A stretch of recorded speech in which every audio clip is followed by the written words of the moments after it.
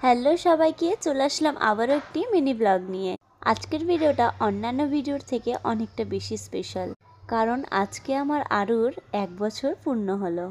এই 12ই অক্টোবর 2024 সালেই আমার আরু আমার কাছে প্রথম এসেছিল। তো যাই হোক, তোমরা সবাই কিন্তু ওকে অনেক অনেক আশীর্বাদ দিও, যাতে ও একজন ভালো মানুষ হতে পারে। আর এদিকে আমি আরুর জন্য সকালবেলায় একটা ছোট্ট কেক এনে ওকে একটু সারপ্রাইজ দিয়েছিলাম। এখন অবশ্য আরু কিছুই বোঝে না, হয়তো 2 বছর হলে তখন বুঝতে পারবে। তবুও ও এই ক্যান্ডেল, বেলুন এগুলো দেখে ভীষণ খুশি হচ্ছিল। এই ক্যান্ডেলটা যখন জ্বালানো হয়েছে তখন তো অবাক হয়ে দেখছে একভাবে, যে এগুলো কি হচ্ছে। দেখো দেখো কিভাবে মুখে হাত দিয়ে দিয়েছে। তারপরে ওকে কেক কাটানো হলো। কিন্তু আরু কেক খেতে একটুও ভালোবাসে না। কেক কেন, যে কোনো মিষ্টি জিনিসই খেতে ও একটুও ভালোবাসে না। ওর বাবা কতবার করে খাওয়ানোর চেষ্টা করেছে, কিন্তু খায়নি। তারপরে আমিই লাস্ট পর্যন্ত ওকে খাইয়ে দিলাম জোর করে।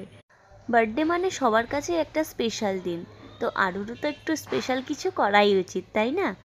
এদিকে আমি দুপুরবেলা ওর জন্য এগুলো রান্না করেছিলাম: ভাত, শাক, 5 রকমের ভাজা, মাছ ভাজা, টক ডাল, ফুলকপি আলু দিয়ে রুই মাছের ঝোল, চাটনি, পাঁপড়, পায়েস, 5 রকমের মিষ্টি, আর কিছু স্ন্যাক্সও রেখেছিলাম।